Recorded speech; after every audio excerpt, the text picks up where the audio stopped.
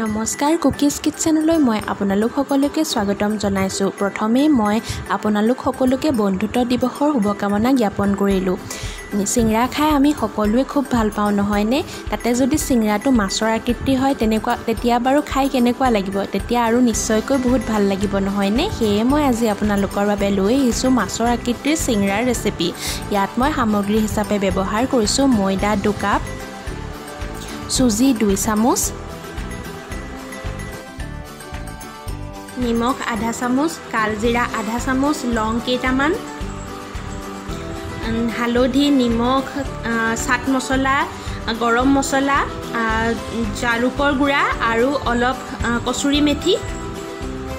ইয়াৰ লগতে বিলাহী, পিঁয়াজ আৰু বইল কৰি লোৱা আলু 2টা, আদা নহৰু অলপ খুন্দি লৈছোঁ, লগতে এটা জলকীয়া মিহিকৈ কুটি লৈছোঁ। ইয়াৰ লগতে 2 চামুচ ৰিফাইন তেল। প্ৰথমে মই 2 কাপ ময়দাত কালজিৰা, নিমখ মিহলাই লৈছোঁ। আধা চামুচ নিমখ লৈছোঁ আৰু আধা চামুচ কালজিৰা লৈছোঁ। ইয়াৰ লগতে 2 চামুচ ৰিফাইন তেল মিহলি কৰিছোঁ। ইয়াৰ লগতে 2 চামুচ চুজি মিহলি কৰিছোঁ আৰু গোটেইখিনি মই একেলগে সানি লৈছোঁ।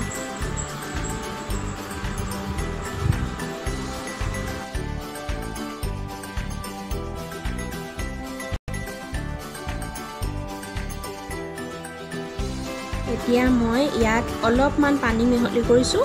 সৰহকৈ পানী দিয়া নাই, অলপ অলপকৈ পানী দি মই মঠি লৈছোঁ।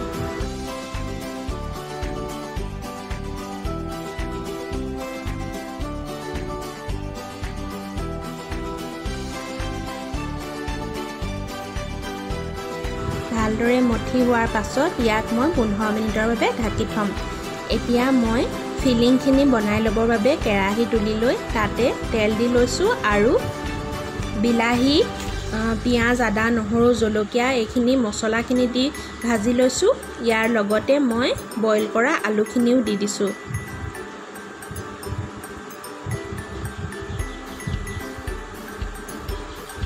ভালদৰে ভাজি লৈ তাতে কচুৰি মেথি একেবাৰে শেষত মিহলি কৰিছোঁ আৰু ফিলিংখিনি হৈ গ'ল। ইয়াৰ পাছত মই এতিয়া ময়দাখিনি এখন ৰুটিৰ দৰে বেলি ল'ম।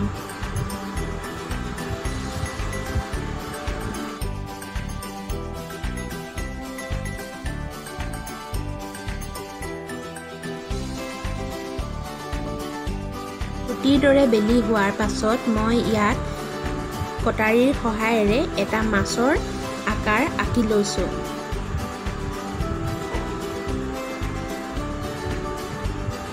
এতিয়া মই ফিলিংখিনি মাছৰ শ্বেপটোৰ ওপৰত অলপ অলপকৈ ৰাখি গৈছোঁ।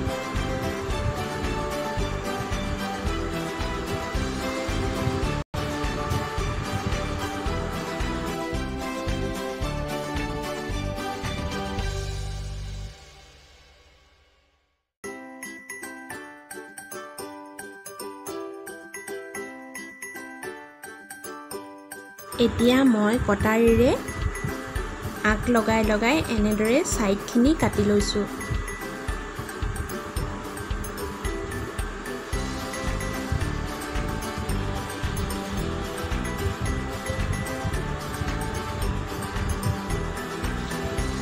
এতিয়া মই একেবাৰে ছাইডৰ ফালে অলপ অলপকৈ পানী লগাই লৈছোঁ যাতে ভালদৰে লাগি ধৰে। এতিয়া ইখনৰ পাছত সিখন, এডালৰ পাছত আনডালকৈ ৰছী মই ইয়াৰ ওপৰত ৰাখি গৈছোঁ। এবাৰ ইফালৰ পৰা আনিছোঁ, এবাৰ সিফালৰ পৰা আনিছোঁ।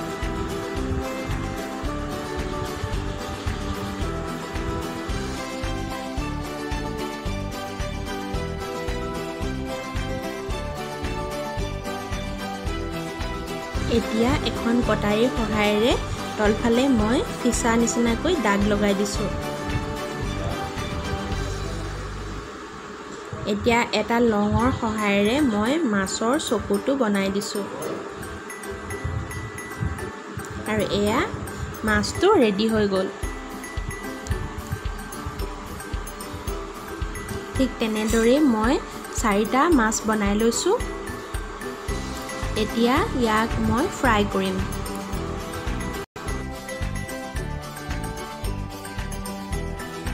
প্ৰথমে কেৰাহীত অলপ তেল লৈ মই তেলখিনি গৰম হ'বলৈ দিছোঁ। তেলখিনি যেতিয়া গৰম হ'ব তেতিয়া মই গেছটো একেবাৰে কমাই দিছোঁ। বাঢ়ি থাকিলে চিংৰাটো দেই যাব পাৰে, গতিকে একেবাৰে কমাই লৈ মই ইয়াত ডিপ ফ্ৰাই কৰিম।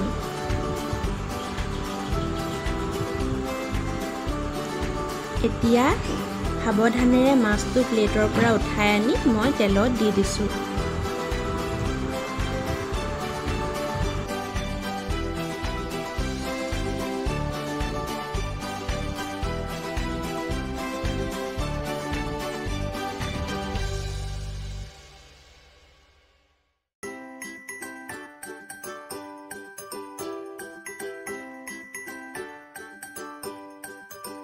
অলপ সময় এনেদৰে ভজাৰ পাছত মই হেতাৰ সহায়েৰে মাছটো লুটিয়াই দিছোঁ।